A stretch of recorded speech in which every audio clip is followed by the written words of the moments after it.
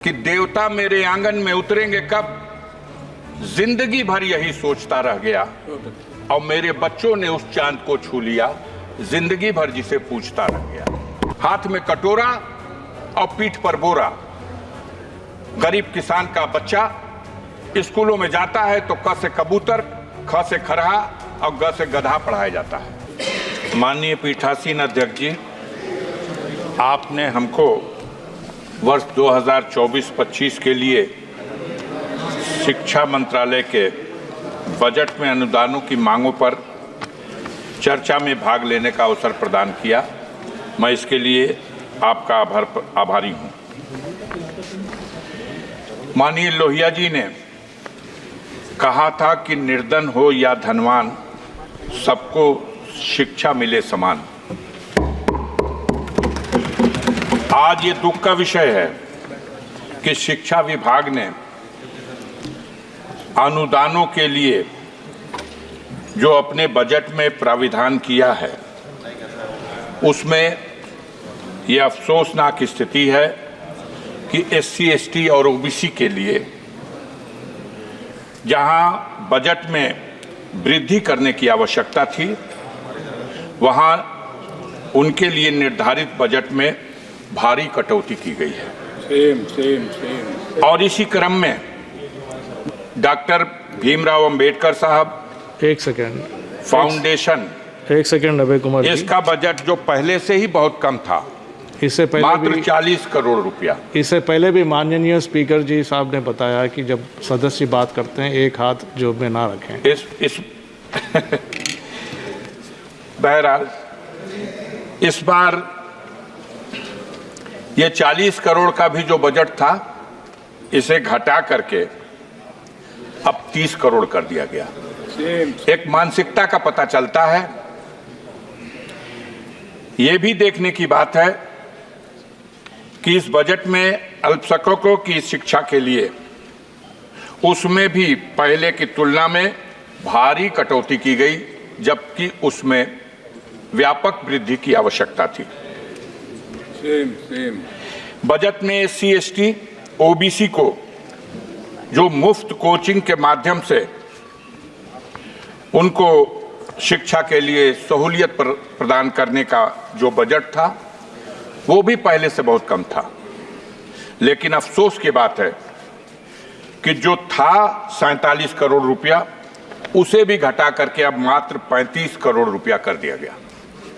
इस प्रकार अगर देखा जाए तो टॉप क्लास की एजुकेशन के क्षेत्र में भी SC, ST के लिए जो पहले 111 करोड़ रुपए का बजट में प्राविधान था, अब उसमें भी बड़ी कटौती कर दी गई है।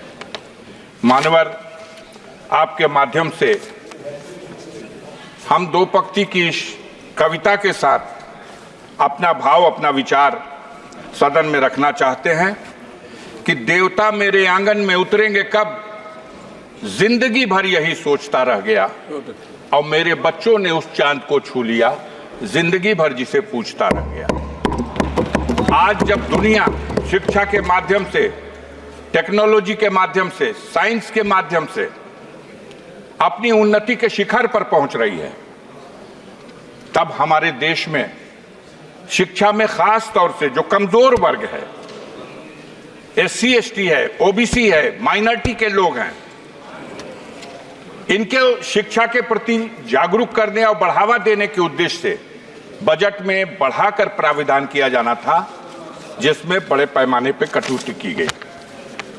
ये इस सरकार की दूषित मानसिकता का एक प्रमाण है। वैसे भी हमारे देश में विडंबना का विषय यह है कि दोहरी शिक्षा नीति लागू है। एक तरफ वो शिक्षा जो सरकारी स्कूलों के माध्यम से गांव में रहने वाले गरीबों के लिए उपलब्ध है, जहां आज भी हाथ में कटोरा और पीठ पर बोरा, गरीब किसान का बच्चा स्कूलों में जाता है तो क से कबूतर, ख से खरहा और ग से गधा पढ़ाया जाता है। और दूसरी तरफ modern school, private school, Montessori school, इन स्कूलों में जो अंग्रेजी माध्यम से और आधुनिक ढंग से जो शिक्षा दी जाती है, दोनों रास्तों से जो शिक्षा प्राप्त करके बच्चे हमारे ऊपर जाते हैं, तो जब किसी पद के कंपटीशन में दोनों को हिस्सा लेना होता है, तो जो क से कबूतर, ख से खरा, ग से गधा पढ़ के गया है और जो क से कंप्यूटर पढ़ के गया है, वहां जब मुकाबला होता है तो जरूर जो आधुनिक शिक्षा से लैस उस विद्यालयों से पढ़ के आने वाले छात्र हैं वो कामयाब होते हैं। और सरकार की तरफ से जो अपने देश की जनता के लिए, गरीबों के लिए, मजदूरों के लिए, गांव में रहने वाले लोगों के लिए जो शिक्षा का प्रबंध है, उस शिक्षा को ग्रहण करके जो लोग ऊपर पहुंचते हैं तो उनकी बुनियाद कमजोर हो जाती है। देखने की बात है कि ऐसी स्थिति में सबसे जरूरी था कि हम दोहरी शिक्षा नीति को कैसे समाप्त करें, कैसे संतुलन बनाएं।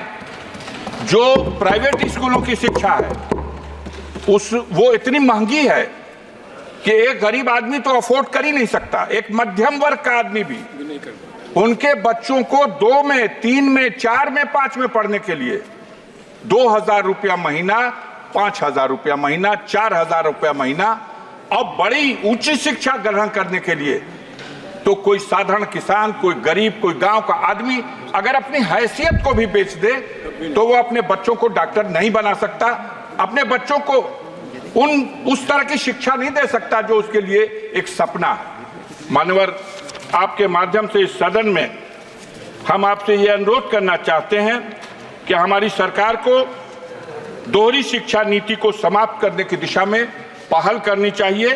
और सरकार का ये बजट जिसमें अनुदानों के लिए जो प्राविधान किया गया, इसमें जो SC, ST और OBC और माइनॉरिटी के लोगों को जो सहूलतें पहले से फराहम की जाती रही हैं, उनको शिक्षा के क्षेत्र में बढ़ावा देने के लिए उसमें कटौती किए जाने से यह साबित होता है कि आप दोहरी शिक्षा नीति को बढ़ावा देने का प्रयास कर रहे हैं। मैं इस अवसर पर श्रीमान जी आपके माध्यम से एक बात और कविता के रूप में आपके अपने भाव को इस रूप में रखना चाहता हूं। अभी बात नहीं समझ में आ रही, अभी बोल रहे थे एक सज्जन, तो वो 1 मिनट में शिक्षा की बात कर रहे थे और दूसरी तरफ सागर में चले जा रहे थे। तो सागर और शिक्षा बात समझ में नहीं आ रही। मैं आपके माध्यम से कहना चाहता हूं कि पत्थर के जिगर वालों, गम में वो रवानी है, खुद राह बना लेगा बहता हुआ पानी है। और कमजोर की आहों को, मजलूम की आहों को कमजोर समझ लेना अब जालिम हुकूमत के जाने की निशानी है। यहाँ डॉक्टर राजकुमार, हमारे यहाँ सदन में डॉक्टर राजकुमार सांगवान चर्चा हो रही है। डॉक्टर राजकुमार सांगवान जी, मैं अरे मान्यवर, धन्यवाद अध्यक्ष महोदय। नहीं बहुत समय दिया। धन्यवाद अध्यक्ष महोदय।